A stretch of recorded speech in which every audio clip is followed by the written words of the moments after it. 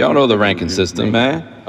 Starts off the lowest is Jennifer Warts, goes up to Flan, goes up to Kristen Stewart, because both ways neutral, and goes up to Obama and the best, Purple Rain. All right, it's the first show we got for you.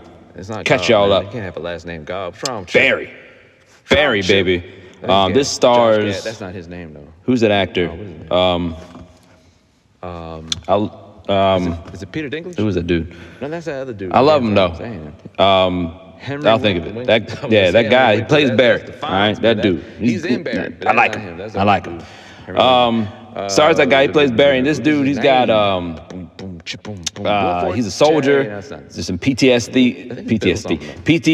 stuff going on, and he's an assassin. All right, so he's got all that stuff going on, and so he also goes into acting school. He's got to keep his sanity somehow, right? And then he meets this blonde who's a narcissist. Right? You gotta watch them blondes. You gotta watch them, right? There was this time with Praphit Productions where it had some issues, and some money got stolen. Right? Some money got stolen. There's two people. One of those people, I believe, was a blonde chick. All right, so you gotta watch them. I'm not saying all blonde chicks steal. All right, that's prejudice. I'm just saying, keep an eye on. Keep an eye on. There's blonde people in your life, keep an eye on. All right, that does sound very prejudiced. Very prejudiced. Wow, that is a loud automobile. It's not God, man. You can't have a last name God. Well, I'm trying to record. Dad, got it. I think it's Gad. Loud out there. Gad. That's not his name, though. Shut up. Anyway, I was talking about blondes. All right, that's probably a blonde out there. It's probably a blonde out there trying to. They know I'm starting to speak the truth. That sounds very prejudiced. All right, so anyway, I'm getting off point here. Blondes are okay. All right, but this particular blonde, narcissist, for sure, narcissist. Barry gets involved. I can't think of that actor's name. Barry gets involved with her, and that's pretty much it, man. There's killing. There is a lot of banging. The narcissist, do they bang? I think banging emotionally, at the very least. There's a lot of comedy, and there's some deep moments. Stuff concerning mental health as well. I really like this show a lot. It does give off some Better Call Saul vibes. You know what I'm saying? If you want that type of feel to it. At times, it's very violent.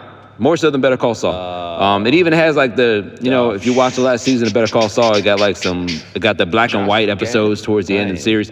Same thing here with Barry. It's a bold ending as well. Like it ends on an offbeat note. I love it for that, but some won't appreciate it. But I think it's gold. Mostly, this thing is gold.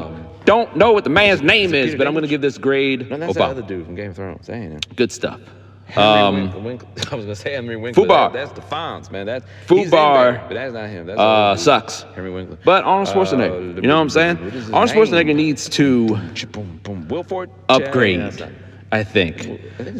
He's still kind of stuck back, like 80s, 90s style of action. I think he needs to upgrade. Be like Jason Statham right now is about to fight himself another giant shark in the sea, like with his fist. All right, that's what I'm talking. We get with some CGI. The Rock, Billy Harry. That's all he does, man. He goes up against these monstrous obstacles. You know what I'm saying? He's fighting skyscrapers and fighting.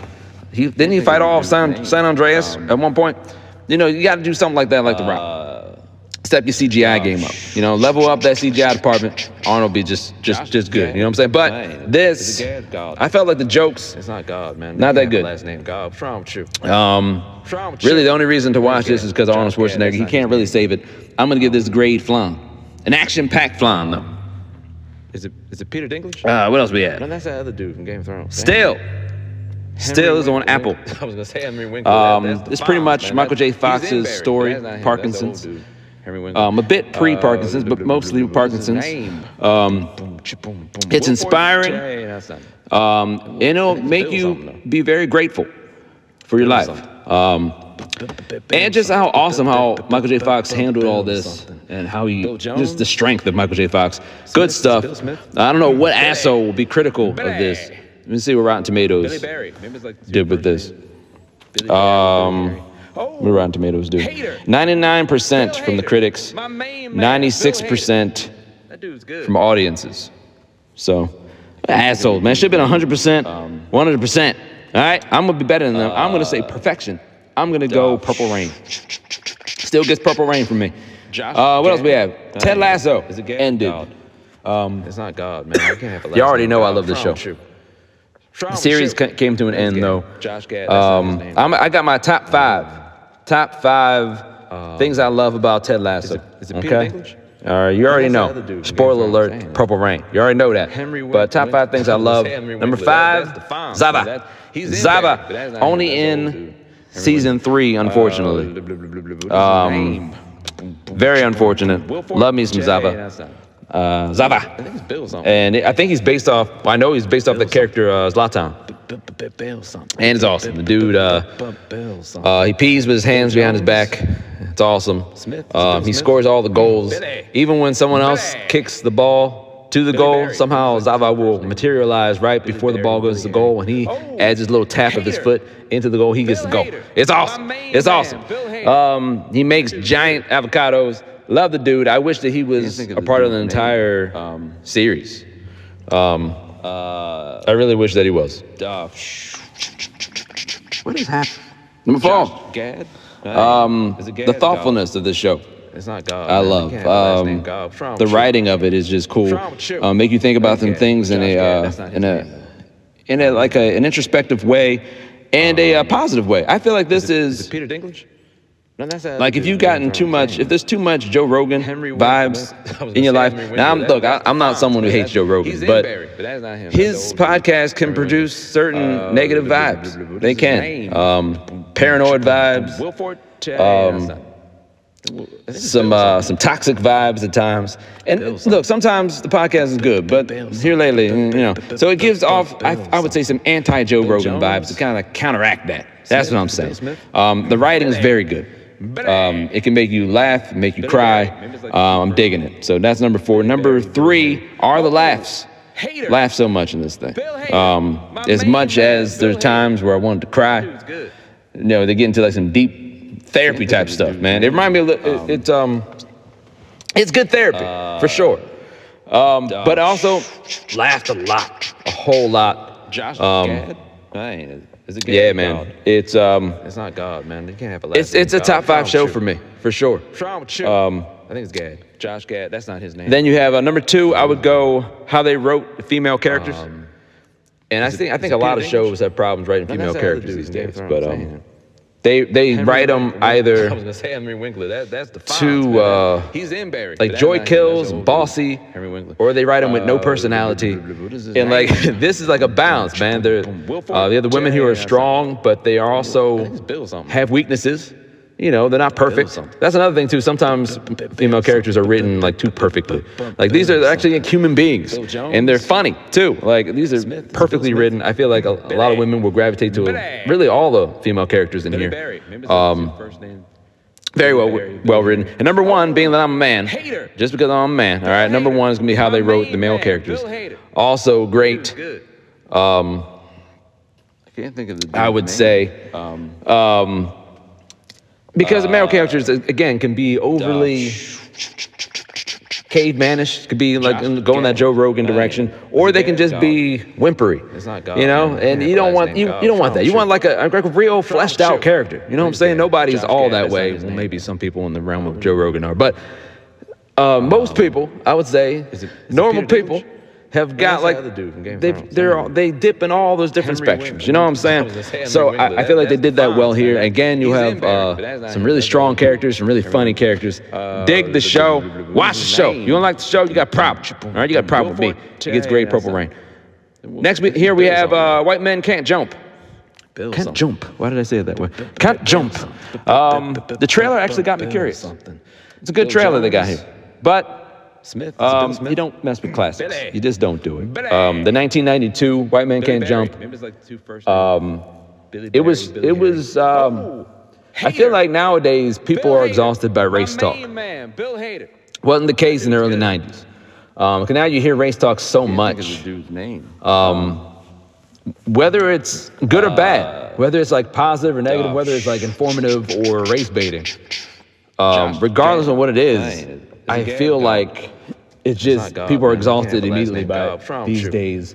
That wasn't the case back in 1992. So there's a lot of race involved in this, of course. The perfect premise back in the day. Now I feel like we've seen a lot of shows like White Men Can't Jump. There was a perfect cast. with Woody Henry Harrelson, Winkler. Wesley I was Snipes, saying Henry Winkler. and That's the what Fonz, was man. He's in Barry. her woman's That's name? That's the old dude. Henry Winkler.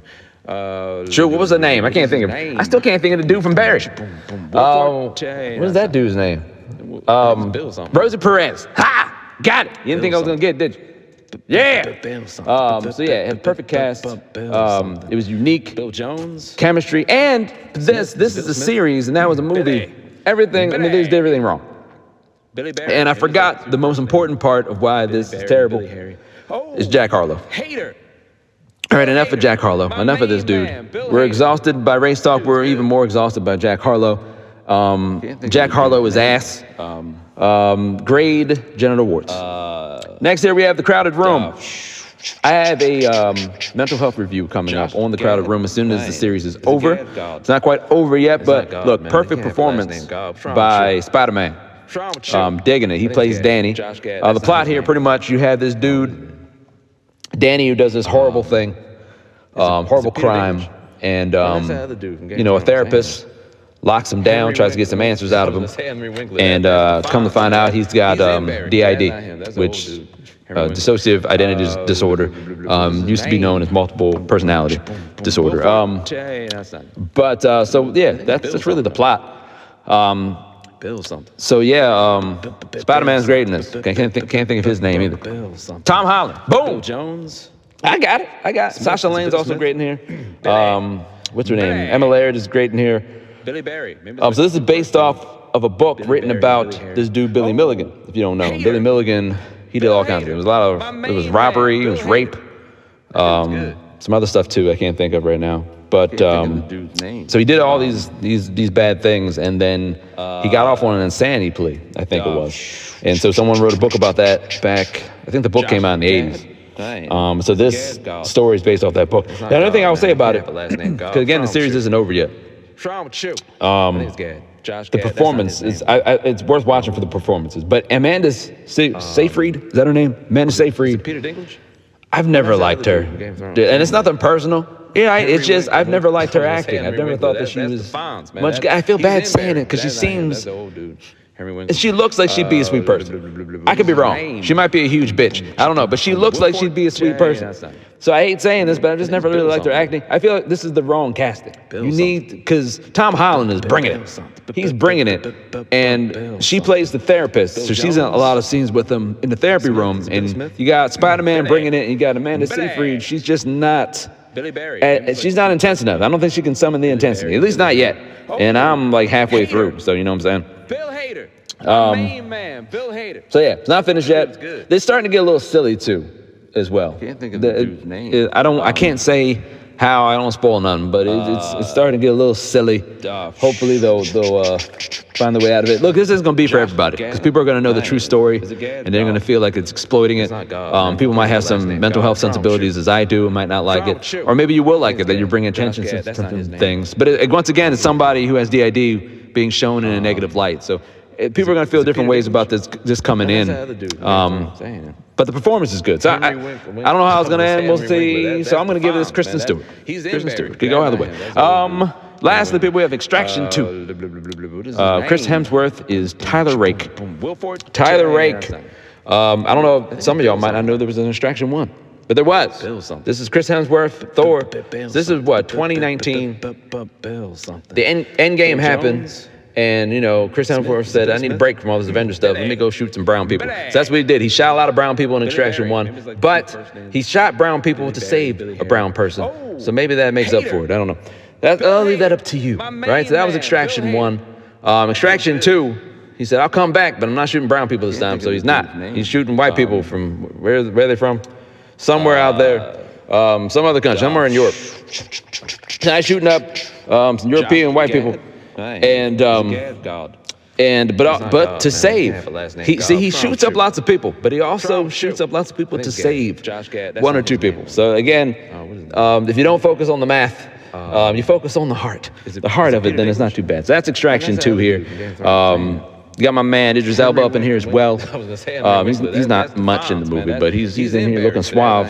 I bust this down to 3 acts. All right, first act I would say is it got lots of action. Lots of action. You got my man Tyler Rake coming back from the dead.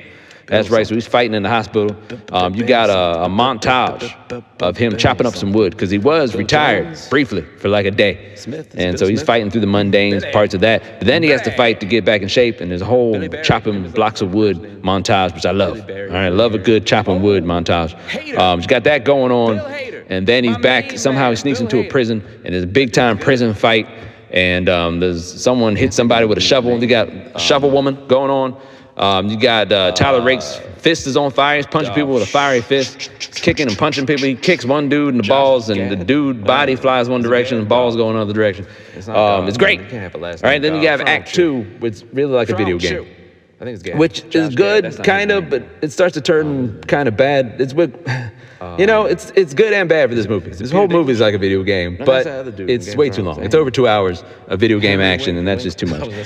But you really feel the bulk of it in Act 2, and then Act 3, they're trying to bring everything home. You got Tyler Rake fighting the main bad guy, and there's getting into some really ridiculous action, which would be good if they weren't, once again, just like Extraction 1, taking themselves too seriously. I feel like they need to go all in, and maybe they will.